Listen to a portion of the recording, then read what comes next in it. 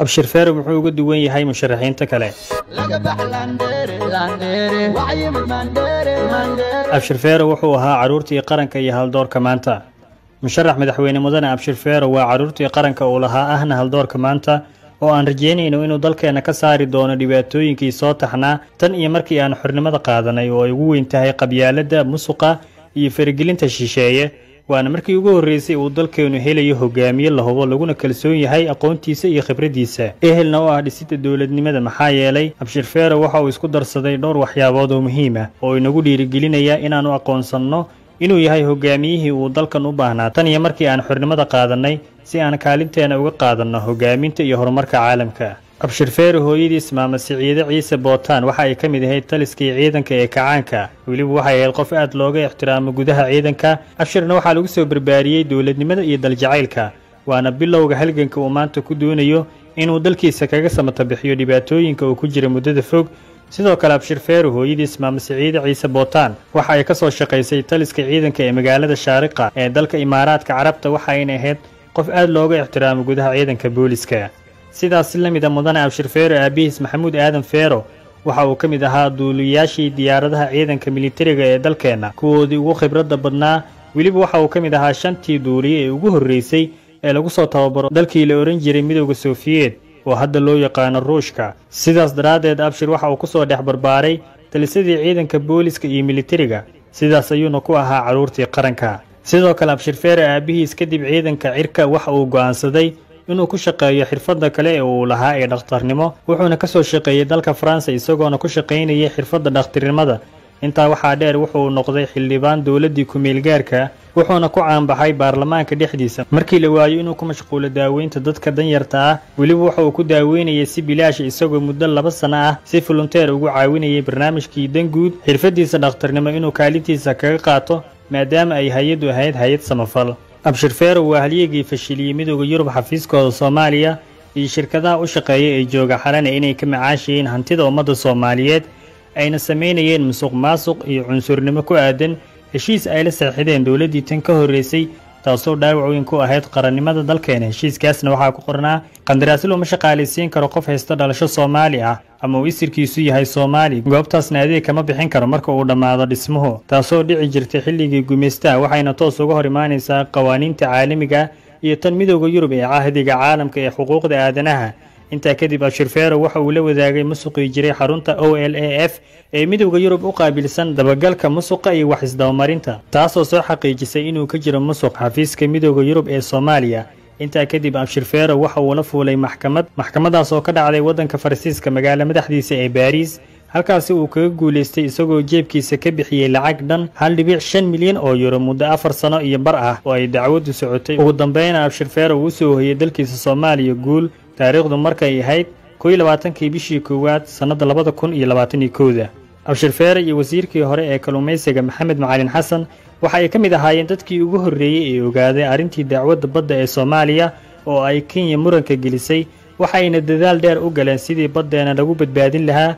ugu dambeynna waxa ay ku guuleysteen inay arrinta dacwadda badda ay xoojiyaan. abshir feero waxa uu si weyn uga shaqeeyay sidii lagu geyn lahaa maxkamadda cadaaladda adduunka ee ICJ. ugu dambeynna wuxuu kiiskaas ku wareejiyey dawladdii tan ka horeysay isagoo u xilsaaray ambaasador Axmed Cabdi Xaashi Xasharo iyo dawladda Soomaaliya. abshir muxuu ka qabtay arrinta burcadbadeedka muddadii uu dalkeena ku jiray dagaalada sokeeye kadib burburkii dawladdii dhexe ee 1991 waxaa burburay dhammaan hay'adihii lafdhabarka u ahaa ilaalinta ilaha dhaqaale ee dalka sida kheyraadka badda. waxaa dalkeena ku soo duulay shirkado shisheeye ee u soo guntaday inay sun iyo qashinkooda ku shubaan baddeena, waxaana ka dhashay cudurro badan oo horey loo aqoonin. sidoo kale waxa ay xaalufiyeen kheyraadka baddeena sida kalluunka iyagoona u adeegsanaya maraakiib waaweyn iyo shabakado ay ku xaalufinayaan kalluunkeena. weliba xitaa waxa ay gaareen inay la baxaan ukuntii, taasoo muujinaysa sida ay u dabargoynayeen kheyraadka baddeena. intaas kumaysan ekaaninay xitaa waxa ay soo gaareen inay ka kalluumaystaan xeebaha ku dhow bariga ayna laayaan kalluumaystayaashii Soomaalida ahaa oo ay arkaan, taasi oo ku qasabtay inay kacaan dhalinyaradii noloshooda ay ku tiirsaneed kalluumaysiga maadaama laga hor istaagay noloshooda asaasiga ahayd ay ku maareynayeen nolol maalmeedka caruurtooda iyo qoyskooda. dhalinyaradaas u dagaalamaya xaqooda waxay si xoogan dalkeena uga daaficeen kalluumaysiga sharci darrada ah, laakiin nasiib darro waxaa loo bixiyey magac aad u xun oo ay u qalmin kaasoo ah burcadbadeed. intaa kadib musharax Abshir Feero waxa uu u dagaalamay inuu u doodo xuquuqda dhalinyaradaas ilaa uu caalamka ka dhaadhiciyay dhalinyaradeena inaysan ahayn burcadbadeed balse burcadda saxda ay yihiin kuwa baddeena sida sharci darrada uga kullumaysanayay maalin kasta isla markaana ka xaalufinayay kalluunkeena. Abshir Feero iyo Galmudug. musharax madaxweyne mudane Abshir Aadan Feero waxa uu ka mid ahaa aas-aasayaashii Galmudug iyo dadkii Galmudug buddiga u ahaa. madaxweynihii hore ee Galmudug Korneel Maxamed Axmed Caalin ayaa waxaa laga hayaa oraah dhahaysa aniga waxaan ahay madaxweynaha Galmudug laakiin waxaa jira madaxweyne labaad oo daaha gadaashiisa ku jira waana mudane Abshir Aadan Feero. sidoo kale Abshir waxa uu aasaasay barnaamijkii Danguud oo ahaa barnaamij samafal oo loogu gargaarayay ummadda Soomaaliyeed cirifka waqooyi ee Lowyacaddo ilaa cirifka koonfureed ee Ras Jumbo oo ah guud ahaan geyiga Jamhuuriyadda Federaalka ee Soomaaliya oo idil. waxaana ugu muhiimsanaa howlaha ay qabanaysay caafimaadka bulshada in la siiyo aqoon iyo waxbarasho, in laga saacido madaxda Soomaaliyeed arrinta geopoliticska iyo in lagu xiro hay'adaha caalamiga ah. sidaas si lamid ah waxaa ka mid ahaa mashruucii Dab Agriculture oo lagu xanaaneynayay xoolaha dalkeena oo ay xaruntiisu ahayd magaalada Burco ee gobolka Togdheer. waxaana xusid mudan Abshir howlahan samafalka ma jirin hay'ado caalami oo garab ku siinayay, wuxuuna ku bixinayay jeebkiisa si uu ugu badbaadiyo nolosha dadka Soomaaliyeed ee masaakiinta ah. haddaba muxuu uga duwan yahay musharaxiinta kale? mudane Abshir Aadan Feero wuxuu uga duwan yahay musharaxiinta kale waa musharaxa kaliya ee u diyaarsan hogaaminta dalka, waana tan qorshihiisa oo dhammaystiran ee uu dalka ku maamuli lahaa. waa hogaamiyaha kaliya ee u diyaarsan ciribtirka nidaamka habqaybsiga qabiil ee 4.5.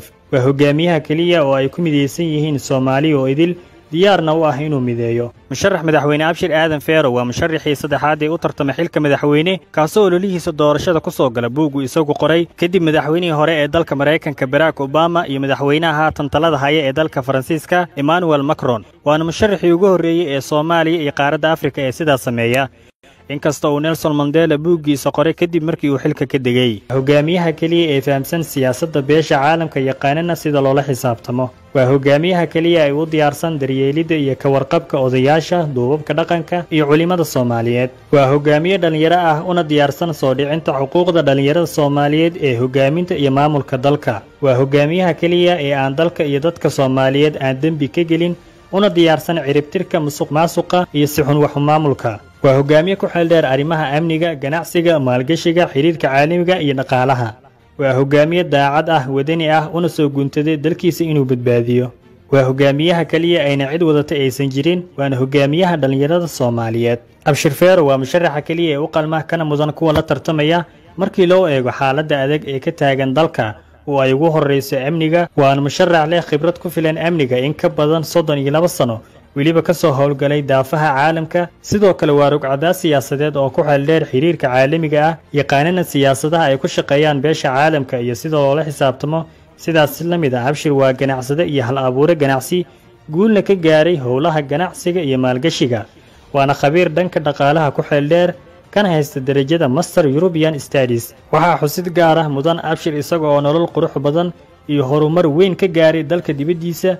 markii uu arkay dhibaatada waddankiisa iyo dadka Soomaaliyeed haysata, wuxuu go'aansaday inuu si cad ugu istaago dalka iyo mustaqbalka ummadda Soomaaliyeed. wuxuuna wax ku soo bartay 4 dal sida Soomaaliya, Imaaraadka, Faransa iyo waddanka Ingiriiska, taasoo muujinaysa waayo aragnimadiisa iyo awoodiisa xagga aqoonta iyo khibradaba inuu yahay nin adag. Abshir waa haliyey qaran, waana laacibkii siyaasadda ciyaartan la yaqaanay beesha caalamka oo aan marnaba kala gambanaynin, waana maandheerihii qarankan. intaa waxaa sii dheer Abshir Feero waa ukuntii loo qariyay dalkan sidii uga saari lahaa dhibaatooyinkii iyo burburkii uu dalkeenu soo maray. sidaa darteed dhammaanteen waa inaan u istaagnaa si uu dalkeenu uga faa'iideeyo kartidiisa, aqoontiisa iyo waayo aragnimadiisa oo uu dalkeenu baahi weyn u qabo. laga baxlandere landere waxay mandere mandere huwa kala zero Abshir Feero soo dhawo mudane soo dhawo